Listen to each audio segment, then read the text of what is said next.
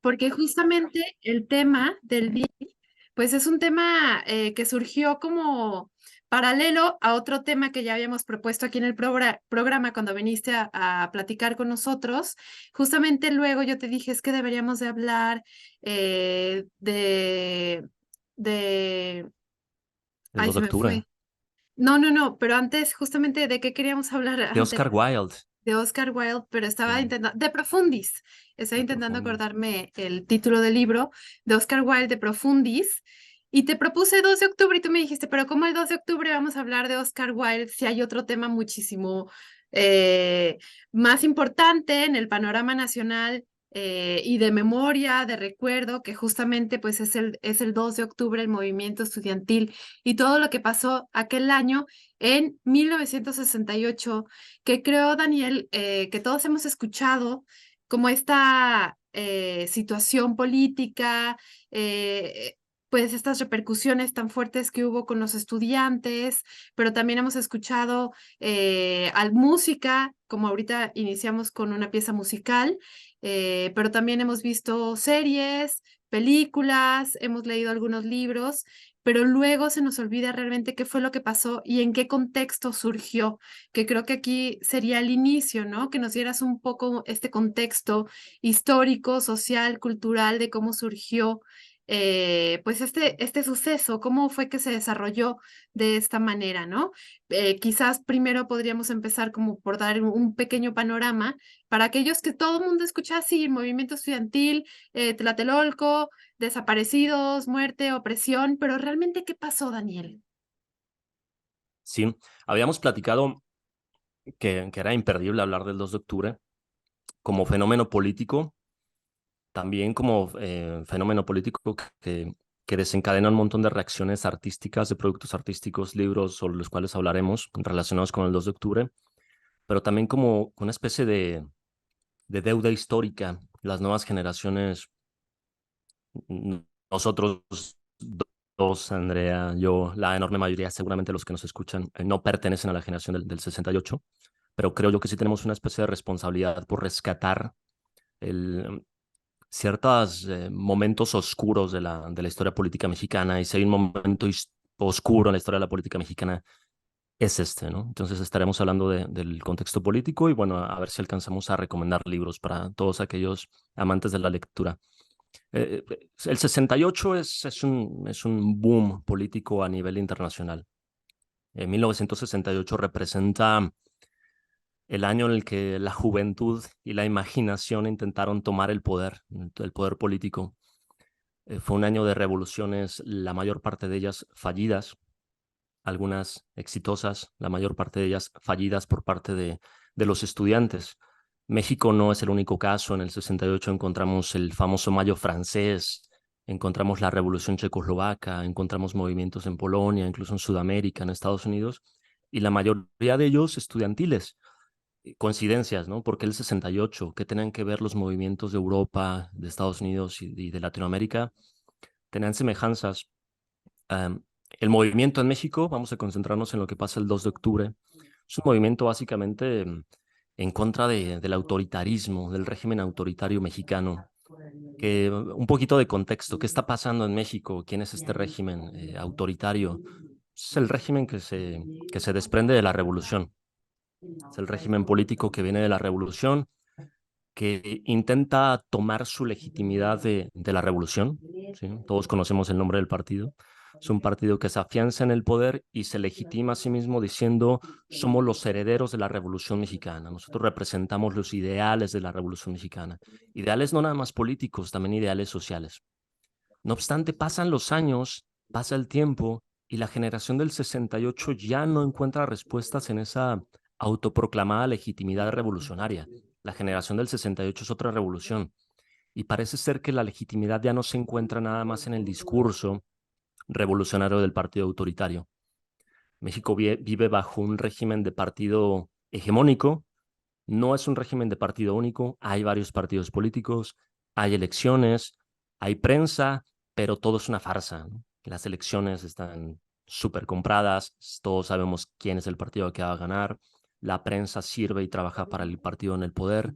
En pocas palabras, no hay democracia. Y los jóvenes del 68 inician este movimiento en las calles, en las escuelas, en las prepas, porque son jovencitos de 15 años para arriba. ¿En búsqueda de qué? Pues de mayor apertura democrática. Entonces, digamos que el 68 es la generación que por primera vez, nuestros abuelos en ese aspecto y bisabuelos, es la generación que por primera vez le exige al régimen político apertura democrática.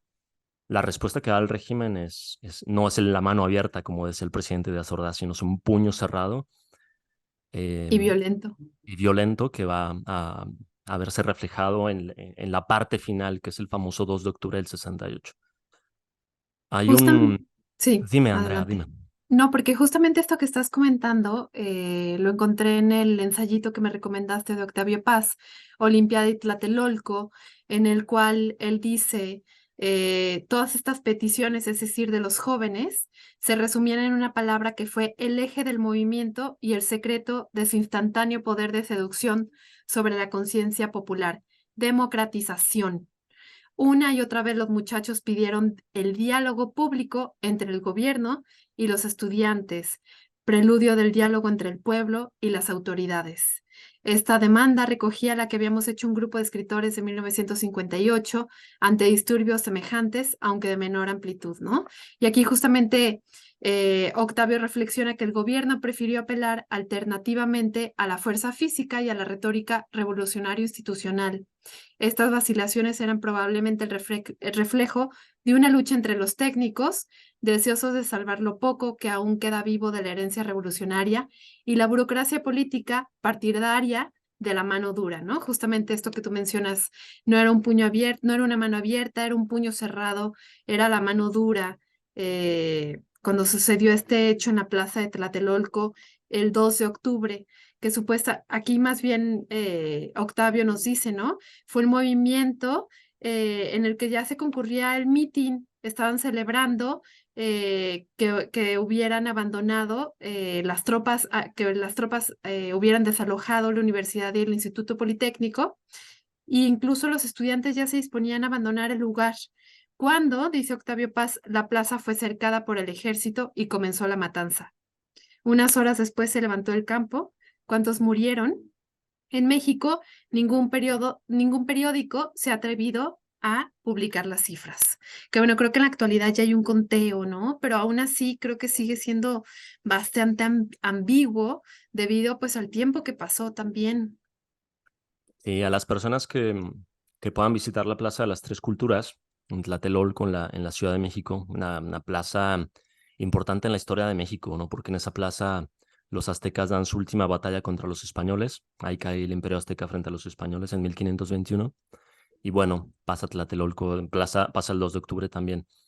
Eh, un mes antes del 2 de octubre, Díaz Ordaz, que era el presidente de México, da su informe de gobierno y dice en palabras muy famosas y terribles, ¿no?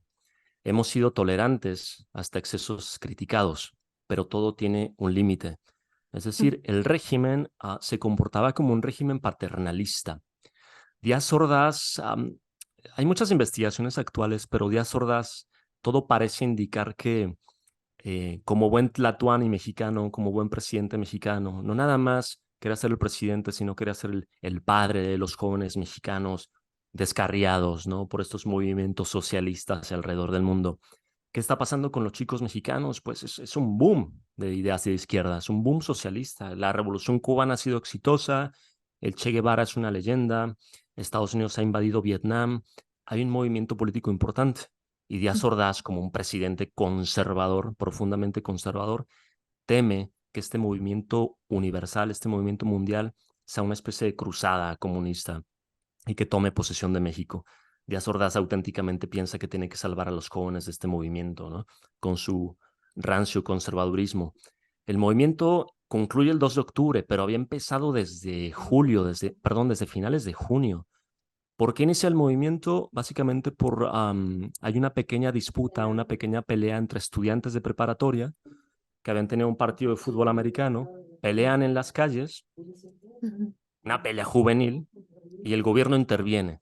Es decir, este gobierno que interviene en la vida pública, en la vida privada, en todo, y se mete a las escuelas, se mete a las universidades, se mete a la famosa vocacional 5, el cuerpo de granaderos y el ejército.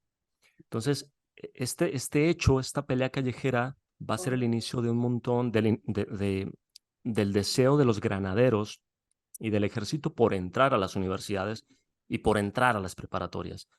Los estudiantes y las autoridades universitarias lo ven como una violación a la autonomía universitaria, como un intento del gobierno de entrar no nada más en lo que le compete, que es la esfera pública, sino también entrar en la esfera autónoma universitaria, ¿no? Y aquí empieza el movimiento, marcha tras marcha de los estudiantes todo el mes de julio, el mes de agosto, el mes de septiembre, hasta llegar al 2 de octubre, en donde pasa lo que ya todos sabemos. Hablabas de cifras. Al día de hoy no sabemos cuántos murieron, perdón. Si ustedes van a Tlatelolco, vamos a corte y lo cuento el ratito. Así es. Justamente regresando del corte, Daniel, ¿qué te parece si continuamos pues con este contexto que nos estás dando, histórico, cultural, social? ¿Por qué? ¿Cómo se fue desarrollando? Y esto que inició meses antes, ¿por qué terminó en lo que terminó en este terrible suceso? Y el silencio que hubo también por muchos años alrededor, o aquellos que se atrevían a hablar, pues también tenían consecuencias, que de eso yo Claro. también ahí les tengo, tú nos tienes por ahí unos datos, ¿no? Entre Elena Poniatowska, yo tengo un dato por acá de Elena Garro, entonces pues vamos a un corte y regresamos y también hablamos de estos intelectuales que justamente pues estuvieron involucrados de una u otra manera en este suceso del 12 de octubre del 68. Vamos a un corte y Perfecto. regresamos. Estamos de regreso en su programa La Tertulia de Minerva. Mi nombre es Andrea Magaña. Nos están sintonizando aquí en Jalisco Radio y estamos platicando con el maestro Daniel Duarte, quien es traductor y ensayista y ha estado aquí invitado con nosotros en varias ocasiones para hablar en especial de literatura rusa, pero hoy estamos hablando sobre el 2 de octubre, el movimiento estudiantil del 68, lo que sucedió antes. Daniel nos está dando un contexto pues de los meses previos a la noche de Tlatelolco. Y bueno, Daniel, te cedo la palabra porque sé que todavía quedaron por ahí algunas ideas que nos querías Y compartir. básicamente, gracias, Andrea. La pregunta que nos hacemos es cuántos fueron, ¿no? Ujú. Después de la matanza de Tlatelolco, Díaz Ordaz dice de forma terrible, ahí tienen a sus muertitos, querían a sus muertitos, ya los tienen, ¿no?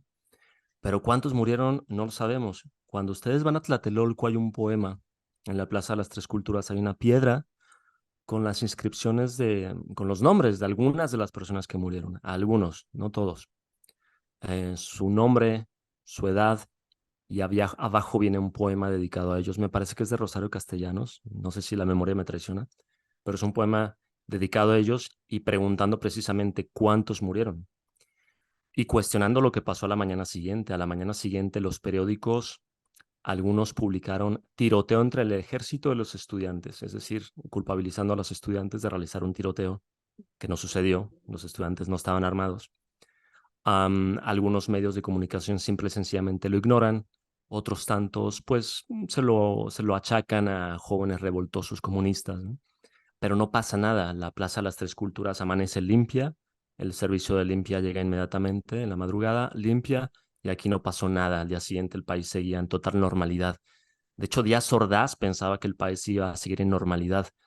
Lo que pasa posteriormente a 68 es silencio, un silencio que parece un silencio sepulcral, pero también se parece mucho a una reflexión. Yo creo que el 68 sí marca un antes y un después en la democracia mexicana. Es el primer grito, exigencia de los jóvenes, del pueblo a un gobierno sordo, a un gobierno ciego, a un gobierno autoritario. Lo que viene después es mucho silencio, miedo, por supuesto, por parte de los jóvenes. Algunos de los jóvenes se radicalizan, se lanzan a la sierra, se lanzan a la lucha armada, se lanzan a la lucha violenta, sabiendo que no hay de otra quizás, que no pueden cambiar el sistema desde dentro, ¿no? Que se tiene que cambiar con violencia. Y bueno, va a empezar una década pues que va a traer la democratización, una leve apertura democrática en México. Y bueno, Andrea, puesto que este programa pues se trata de literatura, no sé si quieres como que discutamos algunas de las obras literarias más representativas que se originan a partir del 2 de octubre del 68. antes justamente de pasar al tema literario, me gustaría que pudiéramos dialogar un poco, brevemente, aunque sea brevemente, en este aspecto. Por ejemplo, yo recuerdo cuando era joven, hace algunos años en la secundaria, que escuché del 2 de octubre del 68 y fui y le pregunté pues a mis adultos que había alrededor, ¿no? No digo a mis padres, pero sí a algunos maestros, algunas personas y así como que era, no, pues es que era un movimiento de revoltosos y pues no había de otra, no hubo de otra y fue lo que hizo el gobierno como para aplacar, porque si no todo hubiera sido peor para el país, ¿no? Y justamente creo que fue esta desinformación que se tuvo, que al día siguiente hubo todo este silencio y después cómo se vendió a los medios, ¿no? Como esta parte que tú dices, tiroteo entre estudiantes y el ejército, o tiroteo, y es decir, siempre se le echaba la culpa a los estudiantes de las provocaciones, de lo que sucedía, y justamente este fue un silencio, no sé por cuánto tiempo se mantuvo el silencio, pero también hubo otros que se atrevieron a hablar, ¿no?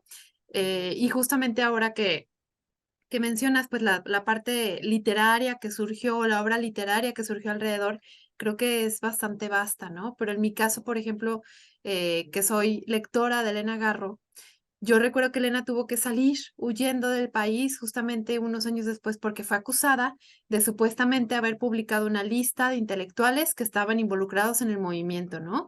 Incluso se atacó a Elena Garro como cómplice de lo que sucedió y años después, pues Elena Garro pudo defenderse y defender de esto que estaba sucediendo, que ella dice que después del 68 ya vivió con muchísimo miedo porque tuvo amenazas, porque recibía anónimos que decían que le iban a matar por haber hecho esto, siendo que ella intentó probar que no fue real, ¿no? Es decir, como que tenemos todos estos puntos de vista, ¿no? El otro es Elena Poniatowska, este libro tan conocido que ya tú nos estarás comentando también al respecto, La noche de Tlatelolco, pues que es un libro que justamente hay autores que lo desacreditan, ¿no? Y no lo contarás Sí. tú, Daniel, porque dicen que en realidad ella ni siquiera estuvo ahí o que no hizo las entrevistas y que nada más se colgó de lo que sucedió, ¿no? Por aquí tengo otro que me recomendaste, Tlatelolco. Ah, no, creo que se lo encontré buscándolo en la librería. Gilberto Balam, ¿no? También son libros que por ahí vamos encontrando. El que tú me recomendaste, el ensayo de Posdata de Octavio Paz, es decir, pues ahí han surgido una gran serie de libros, de bibliografía respecto al tema, con voces, con opiniones, contraposiciones, ¿no? Al respecto. Sí. Mira, antes de pasar eso, el Heraldo de México en su editorial ponía el prestigio de México por encima de sus enemigos, ¿no?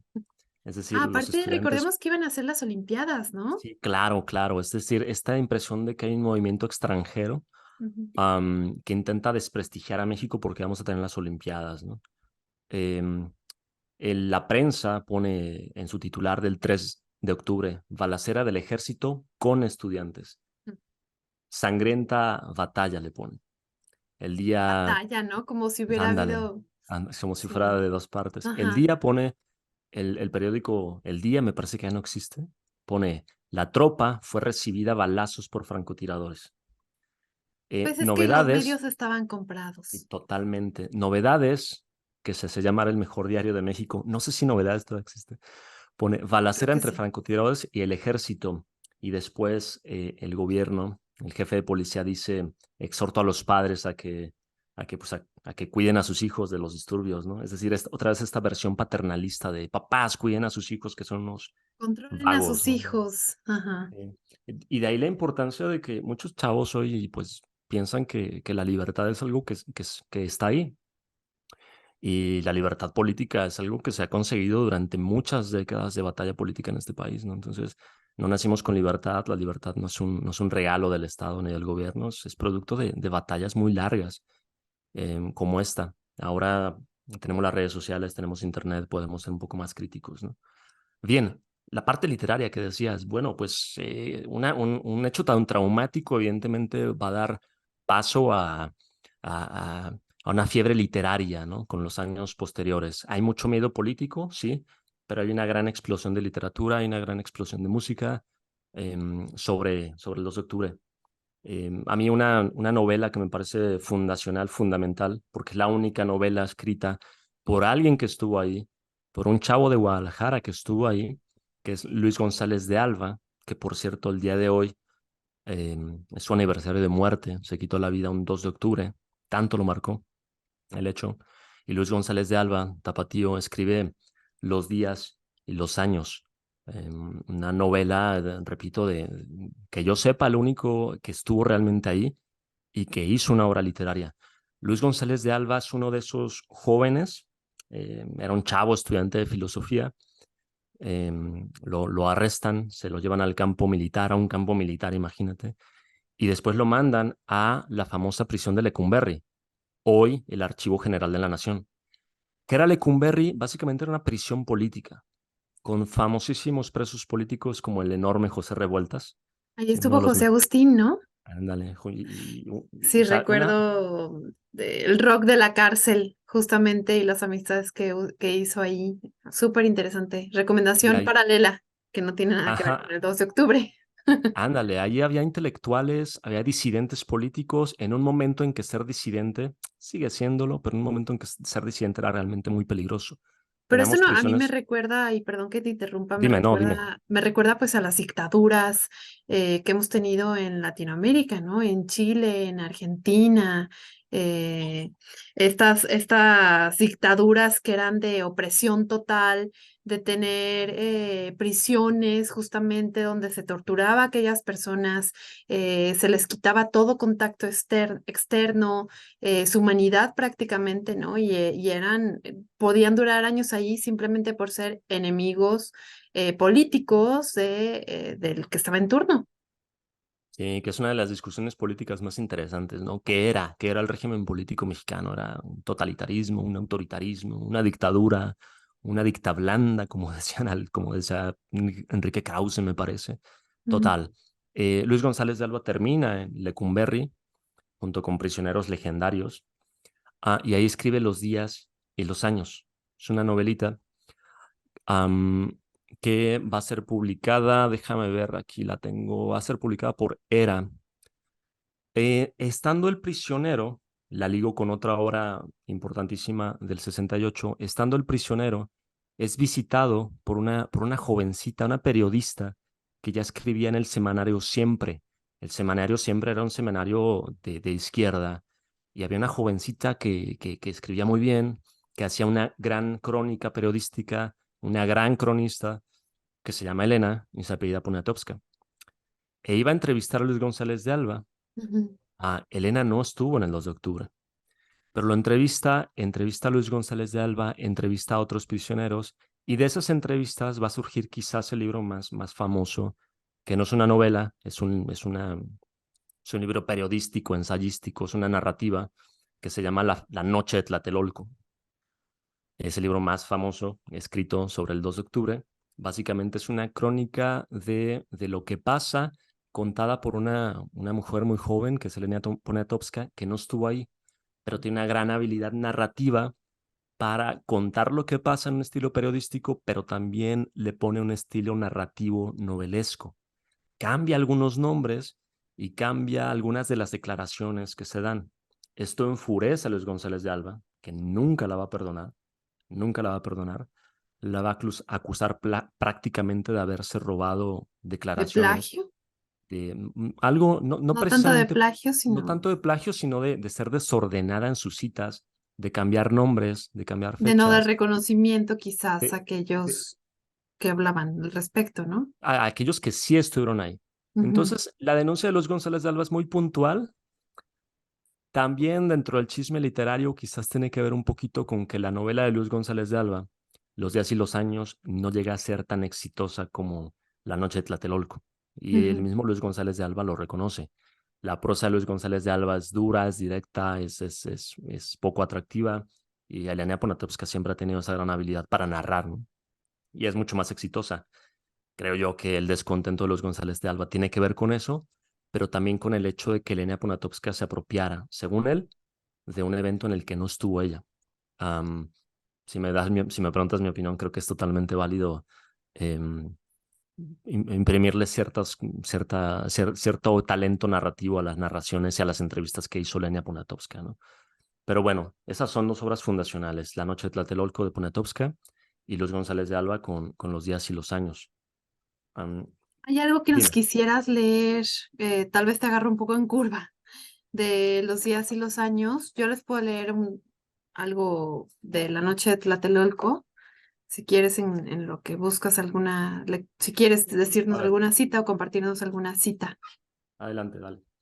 Dice, en la unidad Tlatelolco hubo el movimiento popular que surgió efectivamente de padres y de madres y hermanos y niños, chiquillos de 6, 7, 8, 9 años, que como uno de sus juegos llegaban a marchar con un rifle de madera o un palo de escoba a guisa de rifle y pasar marchando delante de los granaderos y los soldados, que ya desde antes del 12 de octubre estaban allí puestos para lo que sucediera. Desde los encuentros entre los estudiantes y la policía nos vigilaban constantemente. Los niños se subían a las azoteas de los edificios o gritaban desde las ventanas pinches granaderos y los adultos coreábamos asesinos. Muchos de los niños participaron activamente en los mítines anteriores. Lorena González Soto, habitante de la unidad Tlatelolco. Y así justamente, como bien mencionas, Daniel, en la noche de Tlatelolco, lo que va haciendo Elena Poniatowska es ir citando, dando algunos fragmentos, testimonios de personas y supongo pues eh, Sí, la molestia exacto. también de Luis González de Alba, ¿no? Sí, Hasta cierto punto, si tal vez no mencionaba realmente quién lo dijo. Lo que sí me queda la duda es si estará aquí la entrevista que le hizo a Luis González de Alba. De seguro debe estar. menciona a Luis González de Alba. De hecho, Elena Poniatowska no niega la influencia de Luis González de Alba. Luis González de Alba dice que cuando la obra de Poniatowska se publica, también en Editorial Era, y repito, mucho más exitosa comercialmente. De hecho, a las personas que nos están escuchando, todos conocen a Elena Poniatowska, pero pocos conocen a Luis González de Alba. Y Sí. dice Luis González que Elena Poniatowska llega con el libro y le dedica 2 páginas de dedicatoria. Le agradece, le reconoce. Ciertamente la falta de reconocimiento no era el problema. Luis González de Alba dice que pues hay errores de citado, que cambia ciertos nombres. Y como tú acabas de leer, pues lo que hace Elena Poniatowska es recoger testimonios, recoger testimonios. Y me parece un ejercicio válido, repito, Elena Poniatowska como narradora de los eventos del 2 de octubre, me parece que es totalmente válida. Porque una cosa es Am, que haya estado Dime. ahí o no haya estado ahí, aún así, pues ella no está declarando, o que yo sepa, no declaró que estuvo ahí, más bien que recogió estos Sí, testimonios, ¿no? Justamente sí. también les quería leer otro, por ejemplo, dice, defensores, entre comillas, es un cuarto largo con bancas y mesas de cemento, de Arturo Martínez Natera, secretario general de CNED, preso en Lucumberri. Y luego otra cita, un joven es siempre una incógnita. Matarlo es matar la posibilidad del misterio de todo lo que hubiera podido ser, su extraordinaria riqueza, su complejidad. De José Soriano Muñoz, maestro de la escuela Wilfrido Maciú. Ujú, Otra más, matar a un joven es matar la esperanza. Cristina Correa de Salas, maestra de primaria. Casi nadie tiene reloj. De los compañeros que me tocan para la cocina colectiva, ninguno, excepto yo. Algunos me preguntan para qué quiero reloj en la cárcel, y aquí no hay horas, solo la mañana, la tarde y la noche, y el tiempo se contrae. Dicen los presos, un día muy largo, de lunes a sábado, y uno chiquito pequeñito, que es domingo. Herberto Castillo de la Colisión de Maestros Lucumberri, ¿no? Es decir, justamente estuvo Elena ujú. recabando La esta prisión. información, platicando en la prisión, ¿no? Uno último. En octubre Sí. todavía hay flor de calabaza, hongos, huitlacoche, que dejan los meses de lluvia y que tanto le gustan a Eduardo. Empiezan las verdolagas, los chilacayotes, los quenitoniles. Se los preparo en la casa y siempre tengo la esperanza de que la mona no lo escucharía demasiado al hacernos pasar por el registro. María Elena Rodríguez de la Vega, que pues es evidente que lleva comida a sus presos en la cárcel de Locumberri. y por eso la mona, pues es como pues la policía, ¿no? Que no lo escucharía demasiado, que Sí, no, sí, sí. porque obviamente sabemos, ¿no? Que lo que uno envía a sus familiares, pues no les llega completo. En la, en este lenguaje carcelario, ¿no? Por cierto, uno de mis favoritos, José Revueltas, les recomiendo mucho El Apando, una de las novelas más grandes del siglo XX, escrita precisamente en Lecumberri, mientras José Revueltas estaba preso tras los acontecimientos del 68. No es una novela sobre el 68, pero es, a mi gusto, una de las grandes novelas escritas en el siglo XX mexicano. Y Ah, justamente todo aquello que surge en torno, todo aquello que surge en torno a estos sucesos, o el sucesos de un escritor de estar en la cárcel, de haber vivido estos hechos políticos tan fuertes, pues también surgen grandes obras literarias. ¿Qué te parece, Daniel, si vamos a un corte y regresando, pues nos comentas, pues continuamos, ¿no? Con esta parte que mm, surgió vale. literaria. Vamos a un corte y regresamos. Estamos de regreso en su programa La Tertulia de Minerva. Mi nombre es Andrea Magaña y como saben nos acompaña el día de hoy el maestro Daniel Duarte, con quien hemos estado platicando sobre el 2 de octubre, este movimiento estudiantil, todo lo que sucedió la noche de Tlatelolco, nos dio un poco de contexto previo que yo creo que para tener como la parte ya histórica, política, social, necesitaríamos pues varios programas, ¿no, Daniel? Sí, es muchísimo de A ver, contexto. permíteme un segundo que no nos escuchamos. Fabián, ¿nos puedes apoyar? Listo, ahora sí. ¿Ya estamos ahí? Ya. Sí, muchísimo contexto, pero bueno, lo importante me parece que, repito, es el ejercicio de memoria política, ¿no? O sea, me parece que los mayores, aunque no hayamos estado ahí, sí tenemos una responsabilidad política de que los chicos recuerden esto, ¿no? Muchos de mis alumnos no saben qué pasó este día, ¿no? Entonces algo estamos haciendo mal, ¿no? Justamente esta parte de la memoria es vital, ¿no? Incluso tuvimos una llamada de Ricardo Zavala, muchas gracias Ricardo por participar, que comentaba que él no estuvo, pero que su padre, creo que fue su padre, sí estuvo, o su abuelo, no recuerdo bien, perdón Ricardo, pero bueno, un familiar estuvo ahí y dice que lo que le contaron a él de niño que sucedió no lo ha visto en ninguno de los libros, en ninguna de las obras, ¿no? Es decir, todavía hay historias, todavía hay testimonios, hay hechos que son desconocidos para el resto de los mexicanos y que justamente pues ahí entra la parte de la memoria, de mantener en vivo, porque hay una celebración o porque se supone que festejamos algo o porque recordamos un día o una fecha, es justamente para no olvidar aquello que sucedió, ¿no? Todas estas fechas históricas son para ello, ¿no? Es para recordar, para traer al presente y aprender del pasado, justamente para no repetir aquello que sucedió. Estos eran unos jóvenes que estaban buscando, y como lo dice en el ensayo Octavio Paz, la democratización, el diálogo, y pues todo terminó distorsionado, como tú bien lo decías, Daniel, en la parte pues paternalista de ese momento, ¿no?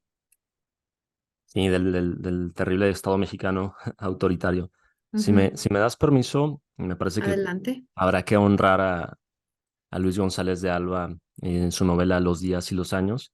Leo nada más el párrafo introductorio. Mientras Elena está escribiendo desde fuera, Luis González está escribiendo desde dentro. Y empieza Los días y los años. Hemos vuelto a entrar en la crujía. Alrededor del patio oscuro todas las celdas están abiertas de par en par. Es un extraño espectáculo. Siempre hay puertas abiertas, pero nunca antes de ahora había estado en medio del patio mirando todas las celdas abiertas a la vez, y todas sumidas en la oscuridad. Son agujeros, pasadizos secretos que llevan a otras cárceles. En el piso superior también están abiertas todas las celdas. Dos pisos de puertas que a veces el viento empuja y de celdas oscuras que rodean completamente un patio cubierto de basura, papeles, vidrios rotos, cáscaras de limón, azúcar, libros sin pastas, cintas de máquina desenrolladas en el suelo, manchadas de sangre. Entré en una celda, vacía como todas, y me senté en la litera de cemento, ahora sin colchoneta ni mantas. Bajo la litera se escucha un rumor de papeles que se arrastran y levanto las piernas por temor a las ratas. Bueno, inicia con una pequeña descripción de cómo es su celda en Lecumberri. Me recuerda un poco a José Revueltas en El Apando. Recordemos, están adentro de esta prisión de conciencia, esta cárcel de conciencia que es la prisión de Lecumberri. Y bueno, esta novela se publica en el 71. Me parece que es fundacional también leerla a los días y los años para entender el 68.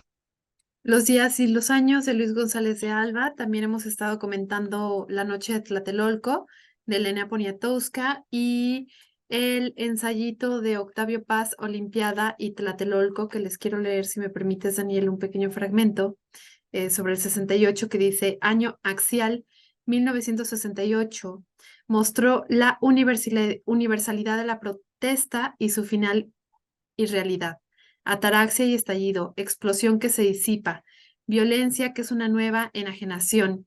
Si las explosiones son parte del sistema, también lo son las represiones y el letargo voluntario o forzado que la sucede, ¿no? Justamente esta parte del letargo, del silencio, voluntario o forzado, que sucedió, que pasó después de este hecho del 2 de octubre.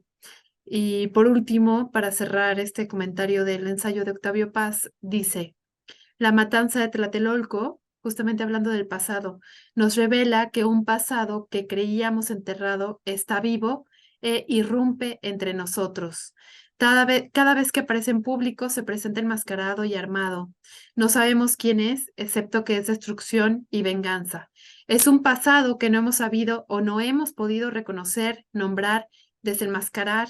Pero antes de tocar este tema, debo describir justamente pues este desarrollo del México moderno, que es lo que continúa él haciendo a lo largo de sus ensayos, ¿no? Entonces, pues me quedo con esta parte del pasado que creíamos enterrado, está vivo e irrumpe entre nosotros y se hace presente, y esta es la parte de traer la memoria al presente, ¿no? Sí, Octavio Paz, que es bien interesante cómo dice, am, agresión es sinónimo de regresión. Y Octavio Paz siempre estuvo muy interesado en encontrar el origen del comportamiento violento del mexicano, ¿no?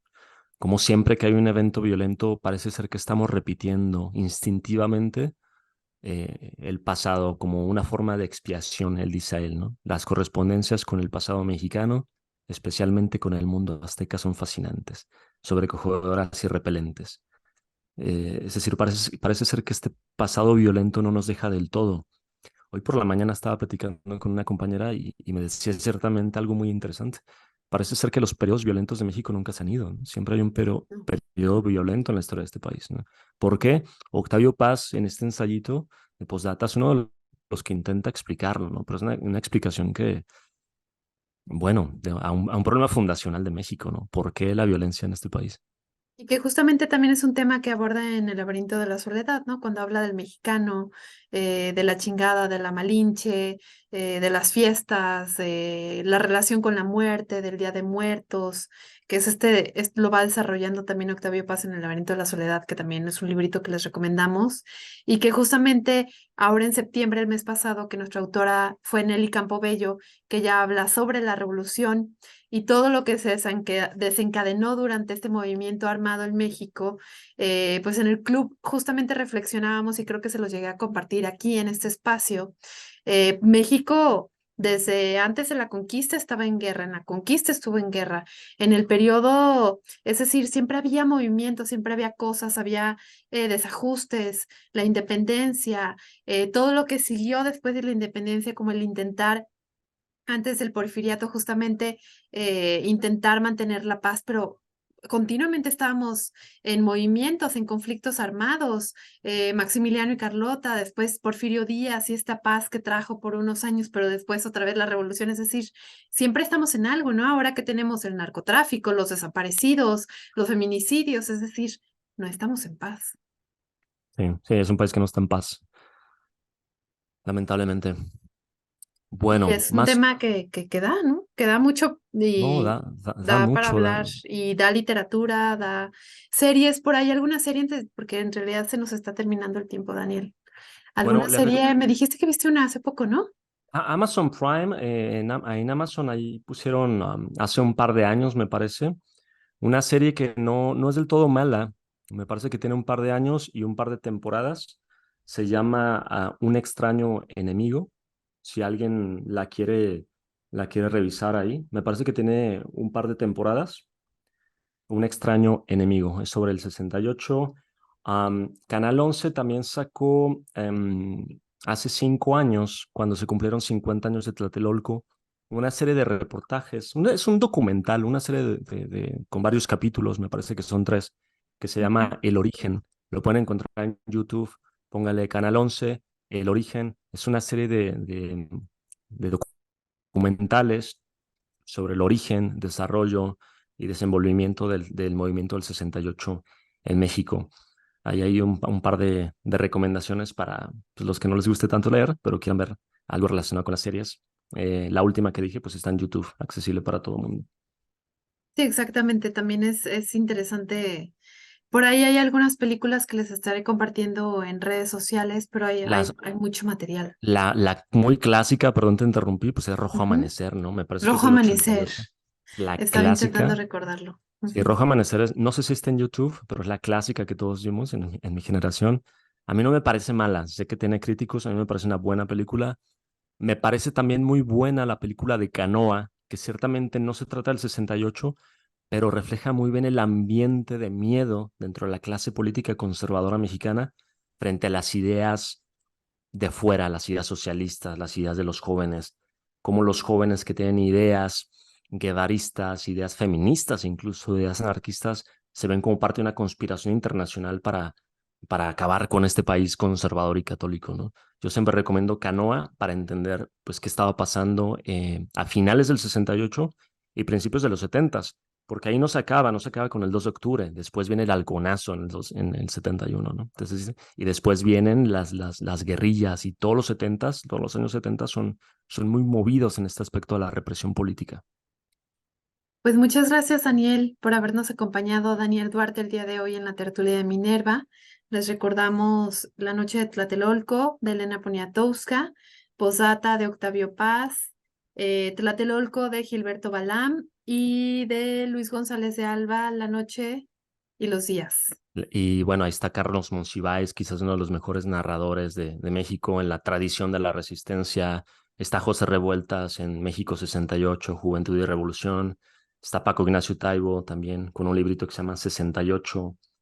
Uno de los más recientes es el de Sergio Aguayo, en donde investiga la relación entre el presidente Díaz Ordaz y las agencias de investigación en los Estados Unidos. Se llama El 68, los estudiantes, el presidente y la CIA, de Sergio Aguayo. Hay varios, Pues ¿no? suena muy interesante.